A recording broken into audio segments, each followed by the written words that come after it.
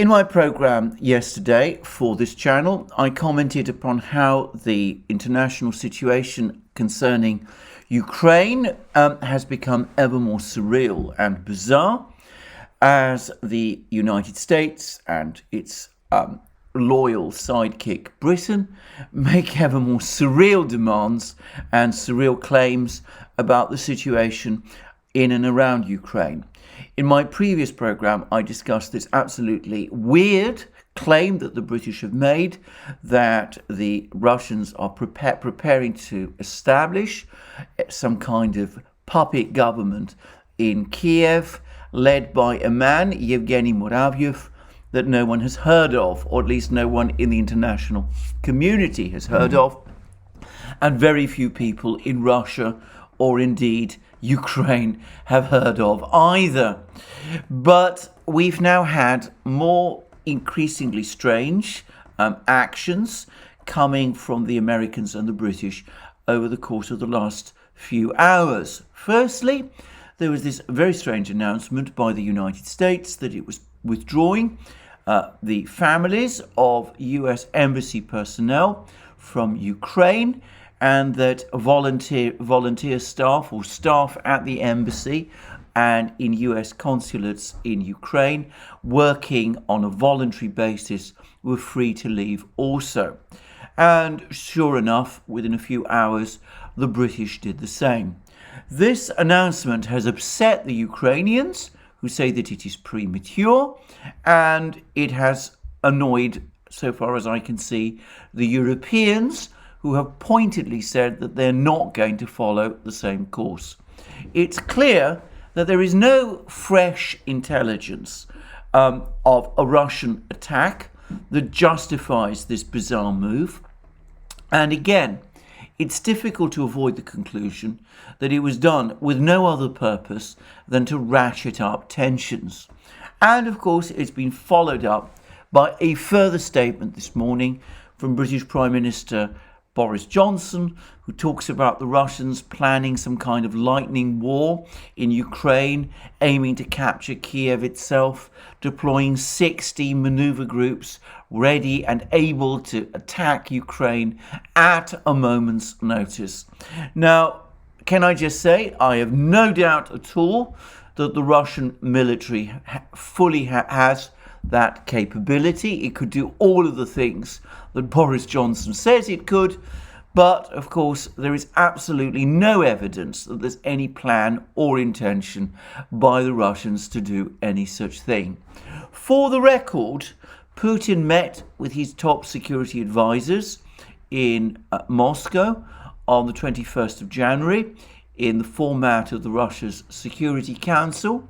The Kremlin has provided a readout of that meeting. It doesn't seem to allude to the situation in Ukraine at all. Now, I say that, of course, obviously, even if the Security Council, the Russian Security Council, did discuss the situation in Ukraine, it would certainly not, any readout provided by the Kremlin would certainly not go into great details. It would not discuss troop deployments, Russian plans, Russian intentions, or something or anything like that. But one would expect that at the very least, if only to prepare the Russian people for some dramatic events that might be coming, the Kremlin readout would at least allude to discussions about Ukraine. In fact, the readout does no such thing. If you read it, you would get the impression that the only topic that the Security Council discussed was the topic of pensions, both for the civilian population, but most specifically for retired members of the Russian armed forces. To reiterate again, I'm fairly sure that the Security Council, the Russian Security Council, chaired by Putin, would indeed have discussed the international situation and the general security situation. And I have no doubt also that the Security Council reviewed the present state of things connected to Ukraine and would also have received a report at some point from the Russian Foreign Ministry about the latest discussions with the Americans. But the point is that if the Security Council readouts published by the Kremlin don't mention Ukraine at all, that is a sign that the Russians at least are not preparing their people for a war in Ukraine, which strongly suggests to me that they have no plan to start one. If they were indeed planning to discuss a war in Ukraine, surely they would say something about how the situation in Ukraine is deteriorating and about how the Security Council, for example, was considering steps to protect Russia. So we have nothing like that. And this is, by the way, in tune with Russian media coverage. I'm talking about Russian domestic media coverage of the crisis in Ukraine, which principally reports Western hysteria, as the Russians describe it, about the topic, and which repeatedly reiterates that there is no Russian plan to attack Ukraine, and which, it may surprise some of you, the Russians are not even giving this whole issue of Ukraine, particular prominence in their news. So none of this, to me, is consistent with a country that is preparing for war. So no indication that these plans that Boris Johnson is talking about, these plans for a Russian blitzkrieg war against Ukraine, are indeed being prepared. And nonetheless, we've had further dramatic announcements, or I perhaps should say non-announcements, from the United States. We learned that President Biden met with some of his security officials in Camp David. Jake Sullivan apparently was there. Tony Blinken is in Europe. And apparently they discussed various steps that the United States might take if there were a Russian attack on Ukraine.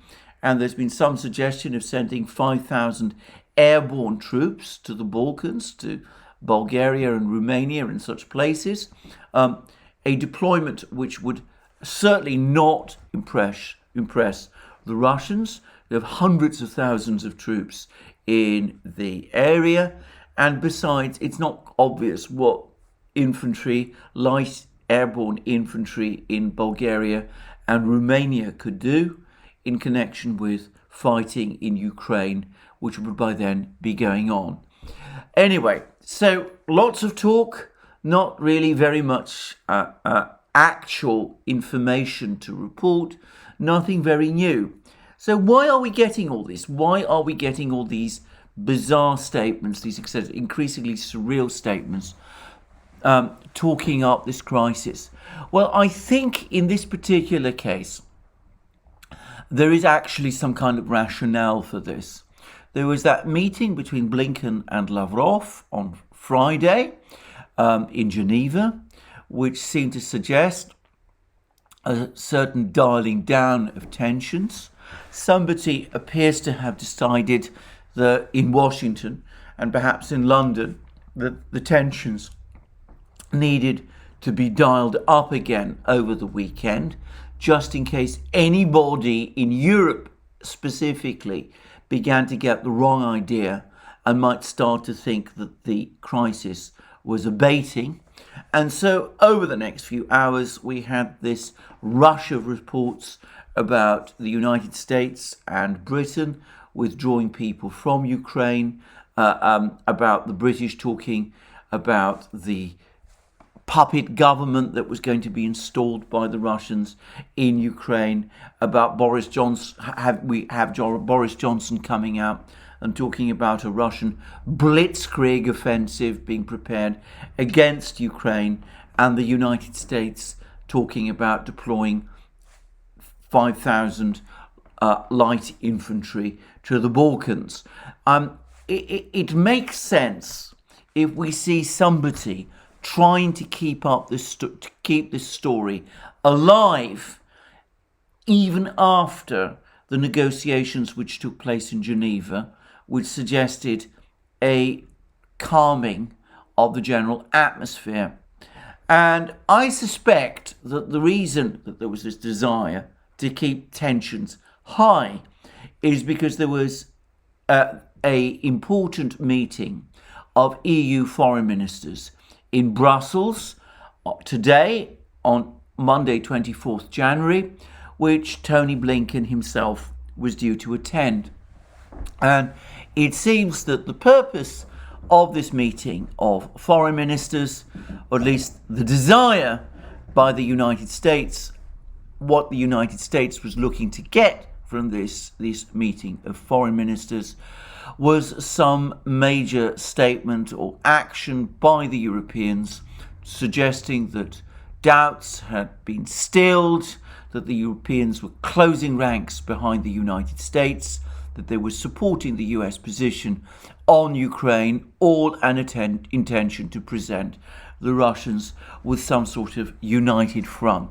Well, I've not yet received a full report of what exactly the foreign ministers agreed, but from the little I'm getting, it seems that the Americans, who, as I said, have been stirring up the pot around this affair, have not got what they wanted, in the sense that the EU foreign ministers have apparently ruled out any idea of imposing preemptive sanctions on Russia. Even Blinken has had to admit that this was a non-starter and that this was simply not going to happen. And beyond that, the Europeans have pointedly refused to follow the American and British lead and pull their people out of Ukraine. They've indicated that they have no intelligence or information that would support such a decision, and they appear to agree with the Ukrainian perspective that this whole decision to pull people out of Ukraine is premature. So it, again, a meeting which might have been intended to present a united front has in the end simply highlighted differences. And that calls into question this whole campaign by the British and American governments to pump up the story of this Russian intervention in Ukraine. And we now see an attempt in the Financial Times, the newspaper which, as I've said, is clearly very closely attuned to the thinking of the United States government, and which is clearly being used by the US government as a sounding board to project American ideas into Europe. We've seen a curious attempt in the Financial Times to rationalize this campaign, this media blitz about an imminent Russian invasion of Ukraine, and to try to explain and justify it. And it says, the article reads, I'm not going to read it all because, as I said, it's behind a paywall, but it reads in part as follows.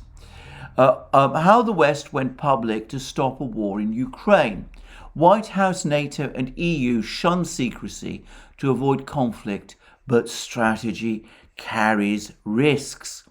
And then we go on to read from the first declassified grainy spy photos of Russian tanks assembled on the Ukrainian border in November to President Biden's airing last week of his personal guess that Putin will move in and invade. The US and its Western partners have for months fought a remarkably public war of words against the Kremlin's perceived menace. A daily bombardment of briefings, intelligence, threats and allegations from the White House, NATO, the EU and European capitals has marked a novel approach to avoiding war.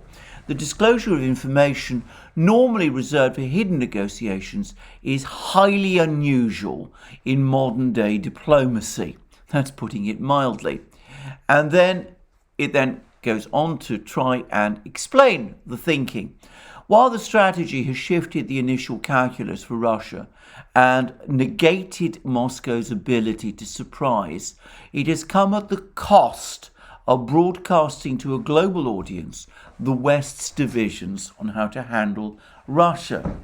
And then we have a quotation from Radek Sikorski, the Polish foreign minister, hardline neocon, by the way, and he says the following: aggressors usually like to have a pretext for war, and the Americans going public have made that more difficult.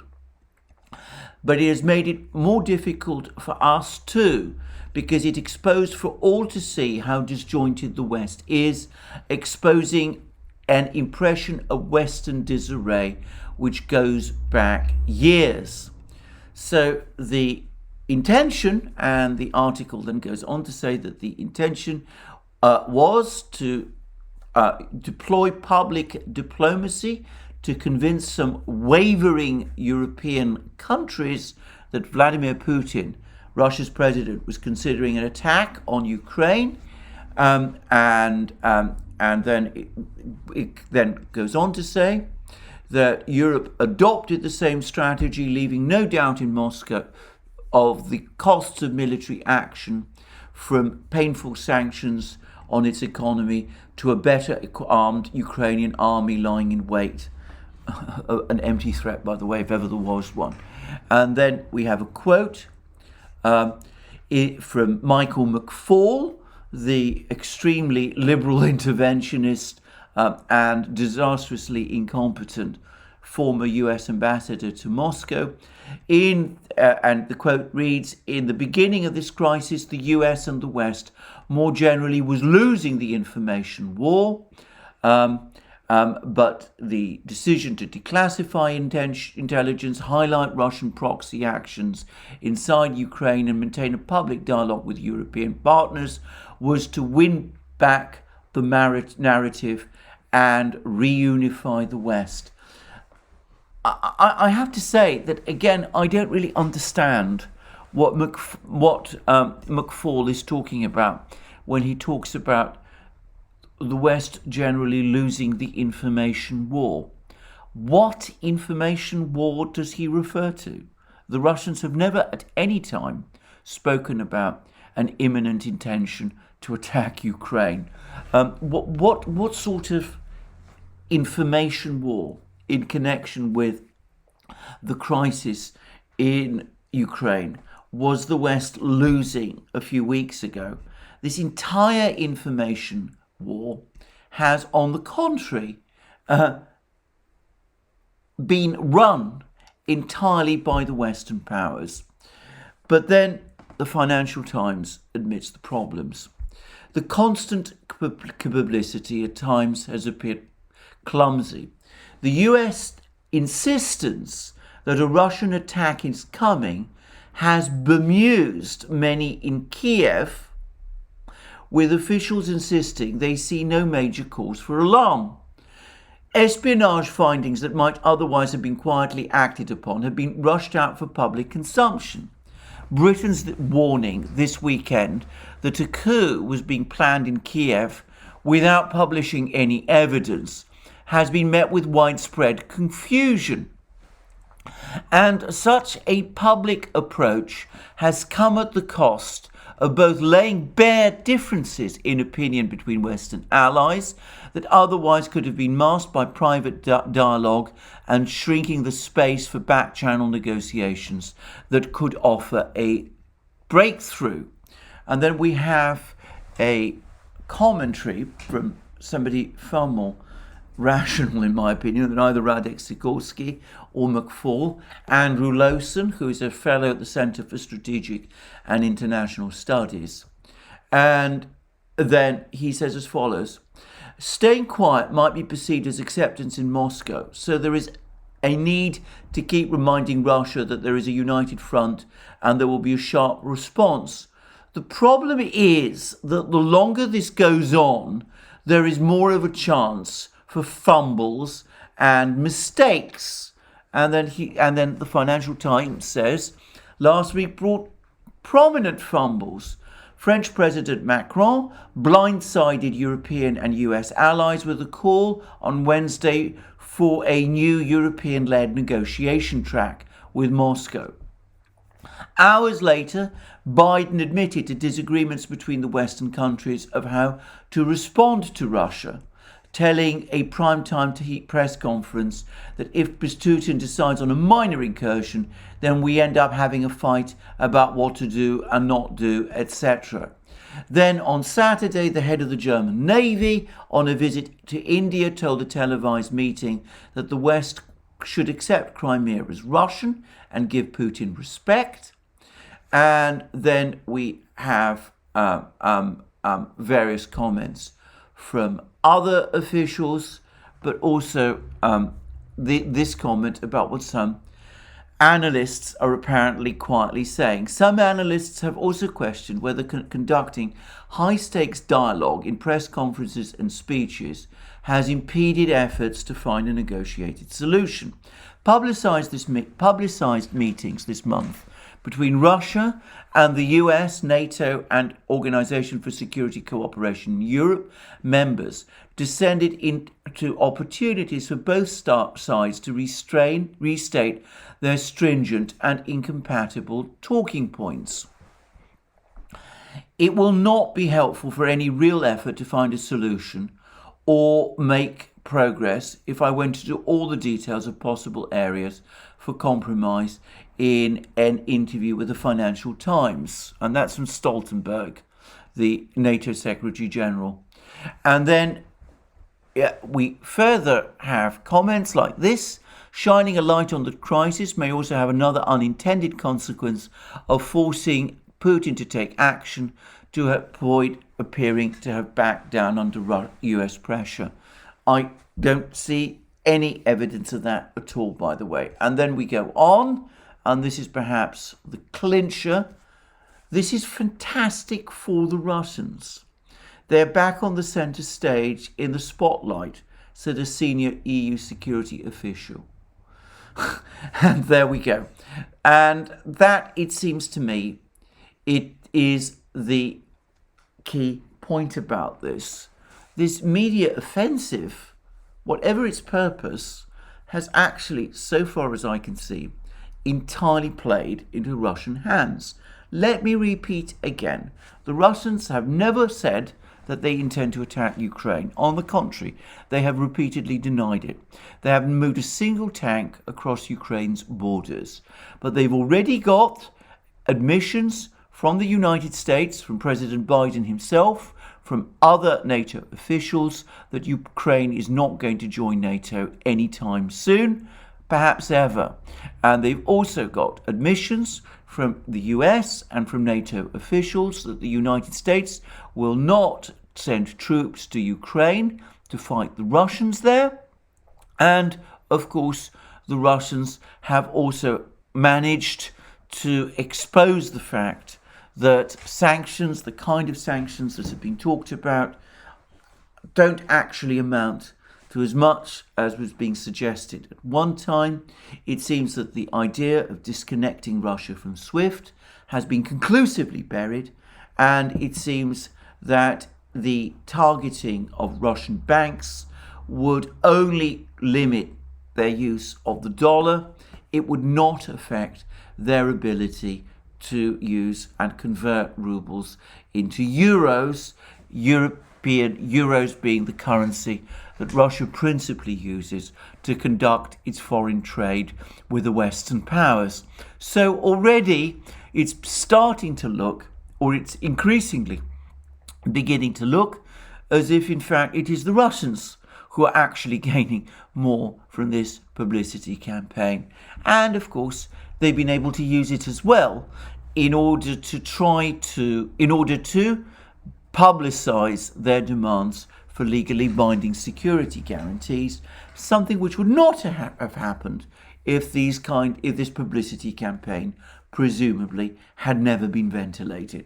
So it seems to me that this painstaking attempt to try to argue that the publicity campaign is necessary in order to avert a war has, so far from averting a war, a war which, so far as I can see, a few weeks ago, a few months ago, was not threatened.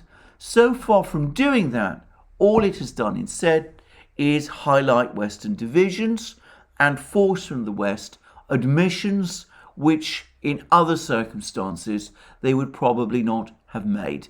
So I cannot see the justification for this, and in addition, and as the Financial Times admits, this has caused confusion and bemusement in Ukraine, which now sees a deepening economic crisis starting to take hold. And the fact that the European Union, the only thing it's apparently been able to agree to with respect to Ukraine is to give Ukraine another 1.2 billion euros in order to tidy it through its current problems. Well, that perhaps tells us as much as in fact we need to know about how severe the situation is becoming in Ukraine itself. Ukraine, once again, in desperate need of foreign funding, given that commercial lenders are apparently unwilling to lend to it. So, a publicity campaign intended to put pressure on European allies, which instead is highlighting Western divisions. It doesn't seem to be a very well thought out plan. I'm going to say something else. It's also, of course, distracting attention away from the ongoing energy crisis in Europe. Many people in the United States, many of you may not realize that in fact the weather in Europe is now becoming significantly colder in Europe, and we are receiving reports that gas storage in Europe and in Ukraine is now at unprecedentedly low levels, even as the cold weather begins to close in. And partly the reason why it seems gas levels in the European energy stores are at such low levels at this time of year, despite the high temperatures we've had in Europe up to now, is because the Europeans have been diverting gas to Ukraine, which has been in danger at various points over the last few months of running out of gas entirely. Unfortunately, what that has done is that it has drained gas out of the European energy system, so that instead of the Europeans being reasonably stocked with gas, as they might have been because of the low weather, they are running at disastrously low levels. There's also been a very interesting article in the Daily Telegraph which has pointed to the sheer impossibility, further highlighted the sheer impossibility of making up the difference of Russian pipeline gas by buying liquefied natural gas from around the world. It seems that at any one time there's about 400 ships around the world shipping liquefied natural gas to various places. The problem is that in order to replace Russian pipeline gas to any reasonable degree, 100 of those 400 ships would have to be diverted to Europe at any one time. Now, that would, of course, mean that other countries around the world would find themselves lacking gas, and it would almost certainly trigger a bidding war, which would cause gas prices, energy prices, to spike in Europe and in the United States as much as in other places. So again, this isn't really, it seems to me, a very well thought through affair. This whole business is now starting to run out of control. There's been one other important effect of this episode, this media campaign, this attempt to stir up a media campaign, a publicity blitz against the Russians over the situation in Ukraine. In this is that it has caused real anger in one particular important capital, which is Beijing. And there's been a particularly strong reaction from the Chinese to the rumor circulated by a Western diplomat in Beijing and reported by Bloomberg that Xi Jinping had asked the Russians to hold back on an offensive against Ukraine until the conclusion of the Winter Olympics in Beijing. The Russians have denied the story. The Chinese are incandescent about it. And the Chinese Foreign Ministry spokesman, Zhao Lijian, has spoken about this in scathing terms. And he did this in his press conference earlier today. The question came from TASS, the Russian news agency, the official Russian news agency, TASS, and it was clearly pre-planned and organized by the Chinese and the Russians. And this was the question from TASS addressed to Zhao Lijian. According to a media report, the Chinese side raised its hope that Russia would not invade Ukraine. The word invade, in the Chinese Foreign Ministry puts that in quotation marks, during the Beijing Winter Olympic Games. The Russian Foreign Ministry and the Chinese Embassy in Russia both denied the report, calling it untrue. This is not the first time that the Western media has reported fake news about Russia and China. What is your comment? Do these reports indicate certain Western countries' deliberate attacks on the smooth and progressing Russia-China relations? And then Zhao Lijian responded as follows. Are you referring to the report by Bloomberg? The journalist nodded. The report was purely made out of thin air.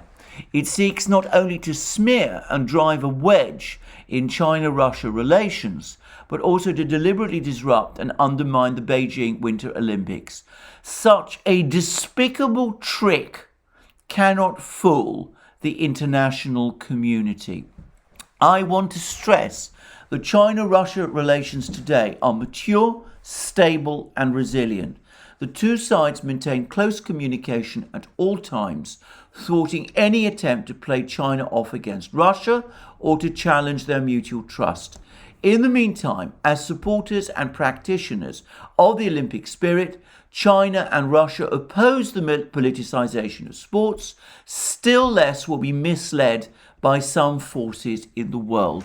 The preparatory work for the Beijing Winter Olympics has entered the home stretch. We are confident that we will deliver a streamlined, safe and splendid Winter Olympics for the world and ensure the smooth and successful visits to and stay in Beijing by President Putin and other world leaders. Well, maybe what the Chinese say, their very evident anger is not something that will worry too much or concern too much people in Washington. I think that story in Bloomberg was basically, as I said previously, a desperate attempt by someone to explain why this long-promised Russian invasion of Ukraine hasn't yet happened, and to try to put it back until the end of February instead of January, as we were promised before. But the fact is that it has generally and obviously touched a raw nerve in Beijing and will harden China's position in support of Russia over the course of this conflict. And in fact, we now have in Global Times, the Chinese newspaper that in English often publishes the opinions of the Chinese government, a very strong article on the subject. And it reads, US media provoking China-Russia ties on Ukraine issue, EU not on the same page as US, unlikely to be mediator. And then it goes on to say, Disinformation about the Ukraine crisis, widely circulating amongst some Western media, including Bloomberg, could affect China-Russia mutual trust, and this reflects the ill intention of the Western forces trying to instigate divergences between Beijing and Moscow, analysts said. And then on Monday, the Chinese Foreign Ministry refuted a Bloomberg report which claimed that the Chinese leader allegedly asked Russian President Vladimir Putin not to invade Ukraine during the Beijing 2022 Winter Olympics. The Bloomberg disinformation, in addition to the Bloomberg disinformation aimed at disrupting China-Russia ties, Russia's foreign ministry Sunday rejected what it described as disinformation from Britain after London accused Moscow of working to install a pro-Russian leader in Ukraine as tensions soar.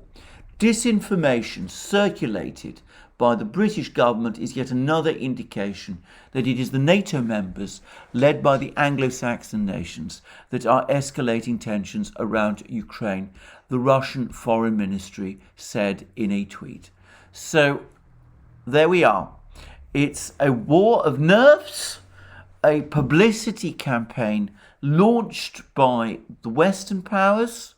It's creating increasing tensions and stress in Ukraine itself. The Russians are responding entirely calmly and seem to be completely unfazed by what is happening.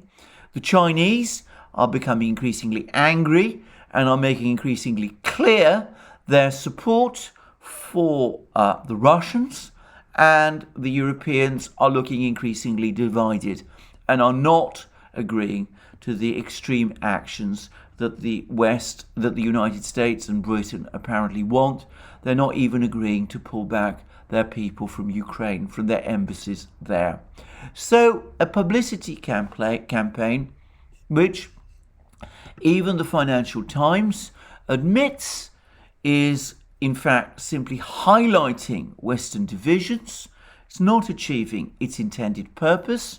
I'm at a loss to understand, by the way, what that purpose rationally is, but whatever its intention is, it is creating stresses within Ukraine, within the Western alliance system, and as that person in that EU security official correctly says, this is fantastic for the Russians. They are back on center stage in the spotlight. They are in effect getting everything they want. Now, a couple of weeks ago at that meeting of the Russian Foreign Ministry, Vladimir Putin, when he first floated the idea of Russia seeking legally binding security guarantees from the Western powers, said that Russia would maintain a strategy of tension until the Western powers finally acceded to the Russian demands for legally binding security guarantees. Well, we see how that is playing out. The Russians, all they need to do is move a few troops around their own country, and it seems the United States and Britain do all the rest of the work for them. They're keeping up tensions to fever pitch, and the Russians, meanwhile, are getting pretty much all they want. I wonder quite what they're saying to each other in Moscow as these events play out. Well, that's enough for me today. As I said, more a video summarizing the latest events of the last few hours. We will see where this goes next. It's important perhaps to recall that last Friday, Blinken promised Lavrov that this week the United States would provide its written replies to the Russian draft treaties and the Russian proposals. We will see whether those appear. Until then, a strategy of tension, which the Russians perhaps are not entirely unhappy about, and which, if we go back to what Putin was saying at that foreign ministry meeting all those weeks ago, plays directly into their hands. Thank you for joining me again today. I look forward to you joining me again in future for more programs on this channel. And also, of course, we do programs on our main channel, the Duran, where I do programs with my colleague and friend Alex Christoforou. And please also remember to check out Alex's own channel. You'll find links to all these channels under this video. And also, please remember to join us on our new Locals platform, where we publish lots of exclusive content, where I do exclusive live streams every Wednesday at 1400 hours Eastern Standard Time, 1900 hours London time. And you can also, of course, if you want to become an active member and join our Locals community, you can publish exclusive content of your own. So I look forward to you joining us there on Locals if you wish. And also you can find us also on various other platforms like BitChute, Library, Rumble, ODYSEE, SuperU, links under this video too. And you can support us if you wish via Patreon and Subscribestar, and by going to our shop and buying the amazing things that you will find there, like our famous magic mugs, our hats, our hoodies, our sweatshirts, our t-shirts, and all the rest. And also you can support us by checking your subscription to this channel and by ticking the like button to this video. Thank you for joining me again today. I look forward to you joining me again soon, and have a wonderful, in fact, a very good day.